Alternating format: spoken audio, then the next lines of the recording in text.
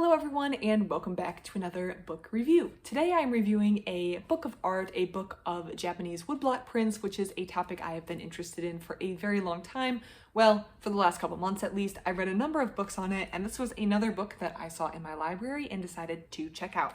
So today we are going to be discussing Mountains of the Heart by Kameda Bôsai. I'm not entirely sure if I'm saying the artist's name correctly. He's down here, and this has an introduction by Stephen Addis.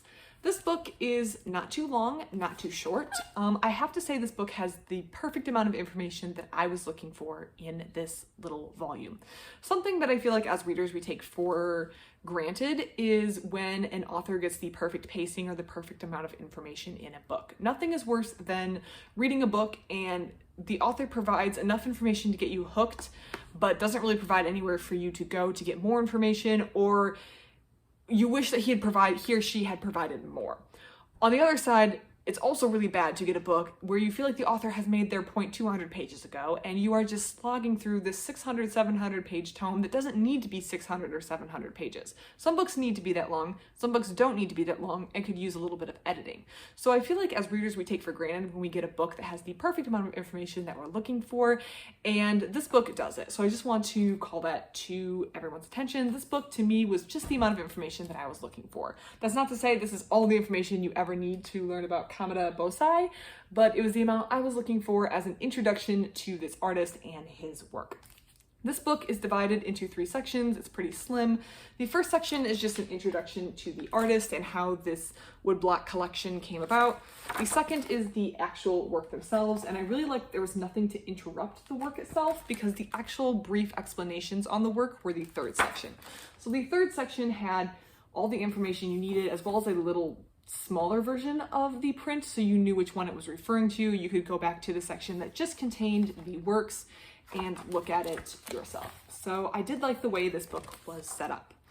Kameda Bôsai, an artist that I think I'd heard the name once or twice before, probably referenced in the other Japanese woodblock prints that I've read, but it says at the beginning he's a poet, painter, calligrapher, Confucian scholar, and a free spirit. And this Mountain of the Hearts collection is well known in Japanese woodblock circles, scholars, I guess you could say. And they do have a little, I've hit myself. They have a little portrait of him.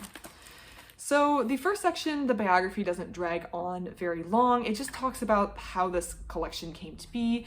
This artist was attending a party with other artists and thinkers, and they enjoyed a little bit of wine, maybe a little bit too much wine, and he produced some art. And you get the impression that he didn't really think much of it because they have a little collection where it says Bôsai later explained the situation in his usual modest terms, and this is in his recollection of the event. He says, attending at this event was the proprietor of the Setsubaka bookshop, who immediately snatched them and absconded with them. This is the stuff that he's doing, the paintings that would become this Mountains of the Heart collection. Some days later, he brought the woodblock prints he had cut from them to show me. When I saw them, at first I was startled, and I did not recognize them. After all, they were playful inkwork, clumsy and muddled, done while drunk. It serves only to burden me with yet another cause of shame. So there's a lot of emphasis on the fact that he did this while he was drinking, and now it has kind of become this expression of the free spirit of Bôsai and the work that he has done. So I just thought that was an interesting story and how this came about. It reminds me of the time that me and my roommates all drank cheap wine and followed one of those Bob Ross painting videos on YouTube. My painting looks nothing like the final product, but it was a very fun time. So I feel like we can relate on that level. Of course, I'm nowhere near Bôsai's artistic ability, but I mean, it feels like it has the same feeling where like you're just with some friends, you're drinking, you're doing some art. Of course, these are really good artists and not just people who are drunk in a living room of a cheap rental. And out comes this piece that's well known in Japanese art history. Like I said, I really like that the parts that show the actual prints are separate with no explanation around it. I almost like this setup. I don't know if I've seen any of the other woodblock prints. Maybe a couple of the woodblock prints books have done this, but I like the fact that the explanation actually isn't included here. It allows me to look at this, draw my own conclusions, work with it myself in my brain. But we do have this section here which has a little bit more explanation on what I'm looking at, which I do appreciate. And that's it. That's this whole collection. It's just enough information to kind of give you a sampler. If you're interested in this artist, his work, other things he's done, you can definitely research it, get another book, read a little bit more. But if that's all you needed, then it's a perfect little slim volume, little collection of exactly what you were looking for. I thought, again, perfect amount of information. I liked the art. I like looking at it. I like the explanation. I like the perfect size biography. All around, I had no complaints. It was a really good piece of, a really good book.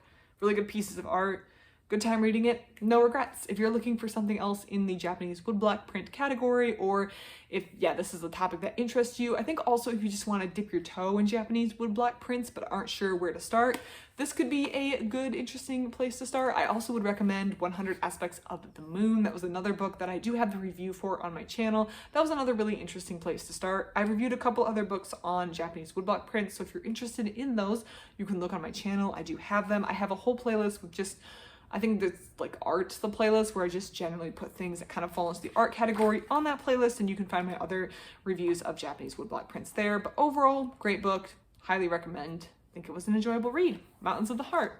Thank you so much for watching. If you have any comments or things that you would like to recommend, leave it in the comments below. I always love reading it. Otherwise, thank you so much for watching, and I hope you have a great rest of your day.